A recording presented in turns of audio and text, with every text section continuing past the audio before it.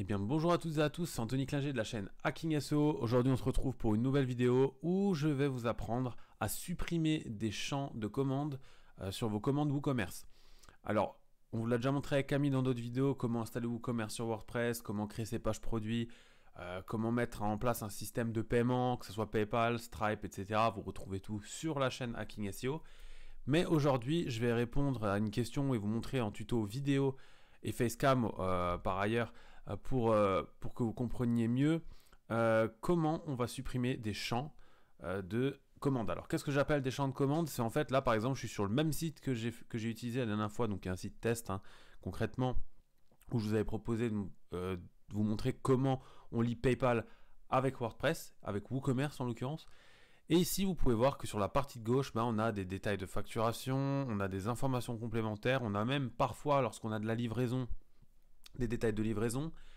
Et en fait, il se peut que vous, par exemple, vous ne vendiez pas de produits qu'on va appeler de marchandises réelles, c'est-à-dire un produit physique, mais que vous vendiez, par exemple, des produits virtuels. Dans ce cas-là, même si c'est souvent quand même recommandé de le faire, vous pouvez vouloir enlever des champs. Je m'explique. Peut-être que vous n'avez pas besoin de appartement, bureau, etc., du code postal, de la ville, du numéro de rue, du nom d'entreprise, etc. Alors, évidemment, moi, je vous conseille d'en laisser quand même quelques-uns, parce que vous en avez peut-être besoin pour votre comptabilité, vous en avez peut-être besoin justement pour derrière recontacter, vous créez une liste, vous créez des contacts. Mais par contre, c'est clair que d'un point de vue UX, donc expérience utilisateur, vous aurez peut-être plus à y gagner à supprimer des champs pour avoir un minimum de champs à remplir et que la commande soit un peu plus rapide et plus ergonomique. Alors, évidemment, ça ne va pas tout changer. C'est surtout lorsqu'on veut créer, par exemple, un système d'abonnement, où là, on aura moins besoin de champs qu'un produit physique. Donc voilà, alors, l'avantage et le désavantage aussi, c'est que c'est vraiment très rapide. Pourquoi je dis que c'est un désavantage? Parce qu'en fait, malgré que ce soit rapide, on va toucher légèrement au code, mais surtout ne vous affolez pas, vous avez besoin d'aucune connaissance en code. Donc c'est quand même ça l'avantage. Je vais tout vous expliquer, tout vous montrer, vous avez juste à suivre et ça va être très très simple. Alors ici j'ai mon site. Normalement lorsque vous avez votre site WordPress ou n'importe quoi que vous hébergez sur un serveur, vous avez justement un accès serveur, un accès hébergement sur lequel est stocké votre dossier site, donc votre dossier WordPress. Moi vu que je suis en local, il est dans mon dossier local de mon ordinateur que je vous montrerai juste après. Si vous êtes hébergé, par exemple chez OVH, chez Obamboo, chez Planet Hoster, chez n'importe qui, en fait, il vous suffit de vous connecter à votre FTP et à accéder au dossier de votre site. Donc ça, je vous montrerai dans une autre vidéo si vraiment il y en a qui galèrent avec ça, ils viennent d'acheter un hébergement, ils ne comprennent même pas comment ça fonctionne et comment créer leur site. On fera une formation avec Camille pour vous expliquer vraiment tout de A à Z.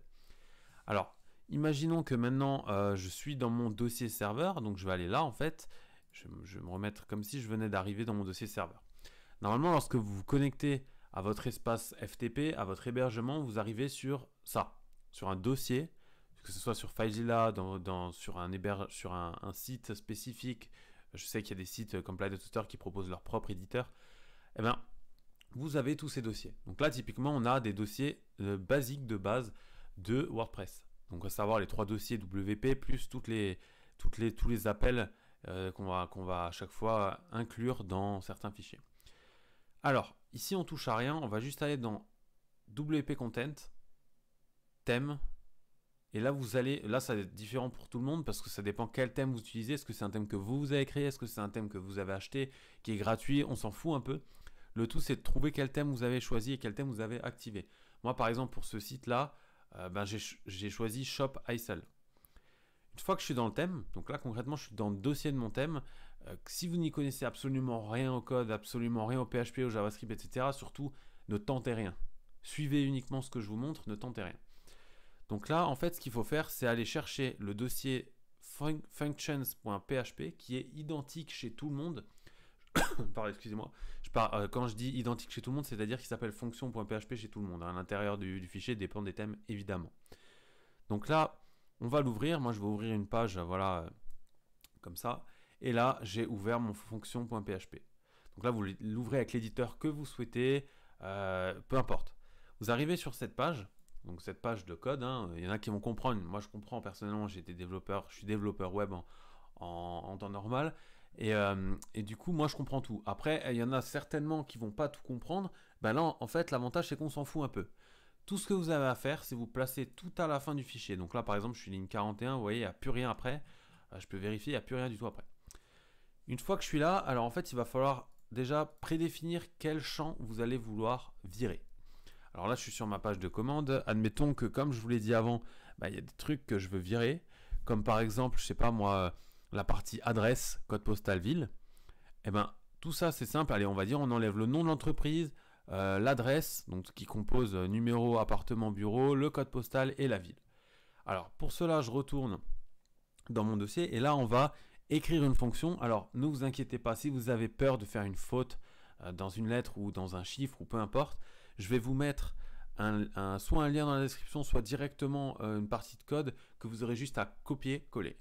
Donc moi, je vais vous le faire en direct. Donc en fait, pour que vous compreniez en fait ce qu'on fait, on va créer une fonction dans fonction.php qui va être réutilisée après sur tout WordPress. Donc je déclare une fonction en PHP et je vais l'appeler comme je veux, du moment qu'ensuite je l'appelle bien dans mon filtre. Donc je vais vous montrer. Par exemple, wc remove checkout fields, qu'on comprenne quand même ce qu'on fait. Donc bien sûr en anglais, hein, je n'ai pas besoin de vous traduire, bon je vais le faire quand même. Supprimer des champs de la partie commande. Et ici, on va passer des arguments, on s'en fout, je ne vais pas vous expliquer pourquoi, parce que ça peut mettre un peu de temps pour certaines personnes à comprendre, et c'est pas important. Alors, une fois qu'on a fait ça, on a déjà fait le plus gros du boulot. Il nous suffit maintenant d'utiliser la fonction unset. Donc unset, c'est une fonction qui va, si vous voulez, désactiver le champ. Donc on va écrire unset, on va ouvrir et fermer une parenthèse, et mettre toujours un point virgule en PHP, sinon ça fait merder le tout. Alors unset, là, on a déclaré une fonction. Maintenant, il va falloir qu'on lui passe dans cette fonction quel champ on veut enlever. Par exemple, si comme je l'ai dit avant, je vais enlever nom d'entreprise, ben là, je vais vous copier-coller parce que j'ai le code juste à côté. Je l'ai déjà écrit avant, comme ça sera un peu plus vite. Vous copiez-coller ça ici, et en fait, il y a juste ce champ-là qui change. Alors, pour vous expliquer très simplement, vous voyez que là, on a une chaîne de caractères, on a une variable, $field, qui est en fait un tableau qui contient les différentes parties de notre page commande, à savoir billing, qui sont les informations de facturation. Il peut y avoir également shipping, qui sont les informations de livraison. Et ensuite, on a encore l'autre qui est order, qui là concerne uniquement les informations complémentaires. Souvent, on ne l'utilise pas du tout, ou alors on l'utilise pour autre chose que des informations complémentaires. Par exemple, si vous faites des bons cadeaux, l'utilisez comme le message qu'il y aura dans les bons cadeaux. Bref, c'est un autre sujet. Je m'égare un peu, là je vous remontre. Alors là je choisis un champ de facturation, donc je reste dans billing, et maintenant je veux enlever le nom d'entreprise. Alors moi je le sais, et parce que je le comprends, billing company, pour moi j'ai bien compris que c'est le champ de nom d'entreprise pour la facturation. Maintenant si vous ne savez absolument pas ce que ça représente, vous faites un truc très simple qu'il y a sur Firefox, Safari, Google Chrome, vous faites clic droit sur le champ que vous voulez supprimer, examinez l'élément, et là tout simplement, vous avez un code input ID égale billing company. Voilà. C'est pas plus compliqué que ça. Et ben là, vous savez que du coup, c'est celui-là qu'il faut gicler. Alors, je suis là, billing company, c'est juste. J'ai juste à enregistrer. Si je fais ça, il ne va rien se passer. Pourquoi? Parce que j'ai juste créé une fonction PHP et j'ai rien fait d'autre. Alors, maintenant, il faut que je lui dise de me retourner tous les champs sauf celui-là. Donc, ce que je fais return fields. Voilà. Et ensuite, je lui dis que je veux appeler cette fonction lorsque je suis sur la partie commande de WooCommerce. Donc pour ça, c'est très simple. Je vais copier-coller à nouveau le filtre. On appelle ça un filtre. Voilà. Et là, on enregistre. On fait file, save. Et voilà. Là, j'ai un S en trop. Voilà. Donc l'avantage, c'est qu'une fois que vous aurez juste écrit ces 3 lignes ou ces 4 lignes là, ben c'est tout. Après, si vous voulez supprimer des champs, vous avez juste à copier-coller le champ billing, billing company, vous le collez et vous remplacez billing company par le champ que vous voulez. Donc on va faire le test, j'enregistre, je vais rafraîchir ici et théoriquement ça a enlevé mon champ nom d'entreprise. Alors vous avez vu, hein, c'est très rapide. Si, parce que ça peut arriver, vous ne voyez pas la modification, il se peut que votre site ait du cache. Alors, comment vider du cache? C'est très simple, ben, vous allez dans les extensions de WordPress, je vous montrerai aussi ça dans une autre vidéo parce que c'est intéressant, et vous allez ajouter n'importe quel plugin de cache où il y a beaucoup d'installations actives, et vous allez clear cache, donc vider votre cache. Une fois que c'est fait, vous rafraîchissez votre page et c'est bon, vous l'avez. Donc voilà, ici, qu'est-ce que je veux enlever par exemple d'autres? Comme on l'a dit avant, on va enlever peut-être la partie adresse. Donc pour ça, c'est simple. On va enlever tout ça. Alors attendez, je vais copier, coller. Comme ça, vous voyez un peu ce que je fais. Tac. Et voilà. Donc vous voyez, j'ai exactement les mêmes débuts à chaque fois. J'ai juste changé le nom des champs. J'enregistre. Hop là. File, save. Je rafraîchis. Et là, vous allez pouvoir voir qu'on a viré quasiment tous les champs de ma commande. Et je peux quand même passer commande. C'est-à-dire que si là, je considère que les informations que l'utilisateur va remplir me suffisent, eh ben, c'est très bien. Il y a 4 champs à remplir, voire 5 si vous voulez des infos complémentaires. Et la personne peut direct commander. Donc ça facilite le process de commande. Et vous, ça vous facilite le process de paiement, donc l'encaissement. Voilà.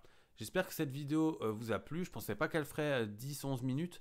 Mais au moins, j'ai pris le temps de vous expliquer rapidement comment fonctionne le code quand même s'il y a des gens qui comprennent absolument rien au code, ou il y en a qui connaissent déjà, qui sont très très avancés dans le PHP par exemple, parce que là c'était du PHP. Mais en tout cas, j'espère que ça vous aidera dans vos sites e-commerce ou dans vos autres sites d'inscription user par exemple. Et voilà, donc comme dit, je vais essayer de vous mettre au moins une petite partie du code dans la description de YouTube. Je ne sais pas comment ça va rendre, on va voir, afin que vous puissiez juste copier-coller et ajuster comme vous le souhaitez. Voilà, donc c'était Anthony Klinger de la chaîne Hacking SEO et on se dit à plus, ciao tout le monde.